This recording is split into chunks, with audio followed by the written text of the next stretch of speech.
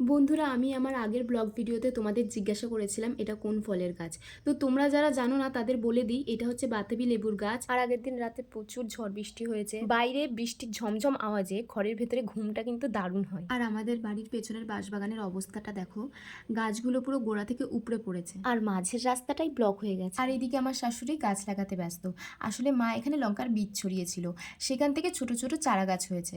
আর এই চারা গাছগুলো খুব কাছাকাছি থাকলে গাছগুলো ঠিকমতো বড় হওয়ার মতো জায়গা পেত না, তাই জন্য একটু দূরে দূরে বসিয়ে দিচ্ছিল। আর এইদিকে তো অনেক অকাজে ব্যস্ত। অনেক হচ্ছে আমার জায়ের বড় ছেলে, ওকে কিন্তু তোমরা হাতে দা কুড়ুল ছাড়া সহজে দেখতে পাবে না। আর ও কি করছে এটা আমি ওকে জিজ্ঞাসা করাতে ও বলছে আমি ধার দিচ্ছি।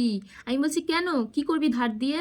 আমাকে দেখাচ্ছে যে দেখো এই কঞ্চিগুলো আমি কাটবো। একটা ছোট কঞ্চি কেটে ও এতই মোটিভেশন পেয়ে গেছে যে দা হাতে চলে এসেছে পুরো বাঁশবাগানটা কাটবে। ও যত দুষ্টুমি করুক না কেন, ওর ডাকটা এতটাই মিষ্টি যে যে কেউ গলে যাবে।